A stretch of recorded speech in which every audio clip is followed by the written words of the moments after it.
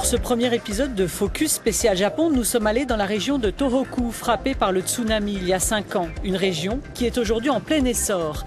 Si 20 000 hectares de terre ont été détruits, aujourd'hui de nouvelles initiatives voient le jour, comme cette exploitation ultra-moderne où le high-tech côtoie avec succès l'expérience traditionnelle des agriculteurs. Nous sommes dans la ville côtière de Yamamoto, réputée pour la culture des fraises. Des fraises qui sont traitées avec le plus grand soin, voire plus. Aux femmes, je leur dis traitez-les comme votre enfant. Et aux hommes, je leur dis traitez-les comme votre femme.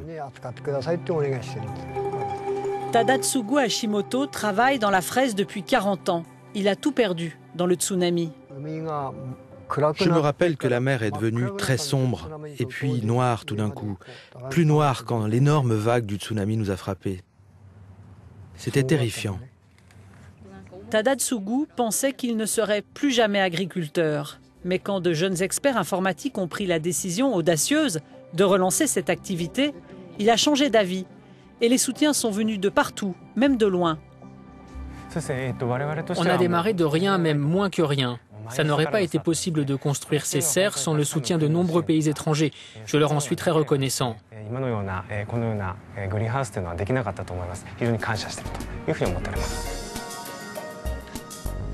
De nombreuses opérations dans cette gigantesque installation sont informatisées. L'ouverture des fenêtres selon la direction du vent, les rideaux occultants, ainsi que l'arrosage automatique pour les précieuses fraises. Cette entreprise s'inscrit dans un mouvement en plein développement dans la région qui associe la technologie informatique aux nouvelles méthodes d'agriculture. Tohoku a longtemps été considéré comme le grenier du pays, spécialement pour sa production de riz. Hiroshi Ushi est l'un de ceux qui n'a pas baissé les bras. Aujourd'hui, le riziculteur fait perdurer l'entreprise familiale avec son fils.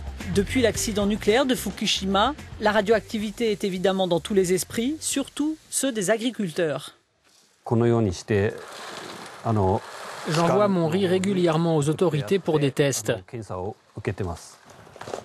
Après, je reçois ce certificat qui prouve que mes résultats sont bons et que mon riz n'est pas contaminé. Vous pouvez voir les résultats des tests sur le site web du gouvernement et je pense que c'est important de fournir ces données d'un point de vue scientifique et d'informer la population.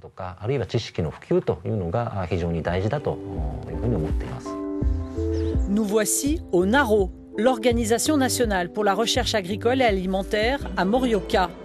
Tomoyuki Yukawa et son équipe d'une centaine de scientifiques travaillent sur un projet innovant lancé après le tsunami.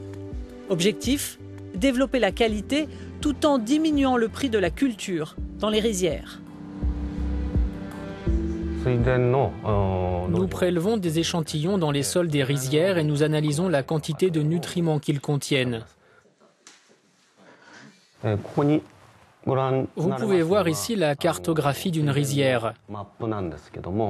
En rouge, ce sont les zones avec beaucoup de nutriments. Et en bleu, ce sont celles qui en ont le moins. Cela permet aux agriculteurs de mieux adapter leur distribution d'engrais et de semences. Les chercheurs ont même développé des tracteurs équipés de GPS qui dispersent la quantité exacte d'engrais nécessaires dans le sol en fonction des relevés informatiques.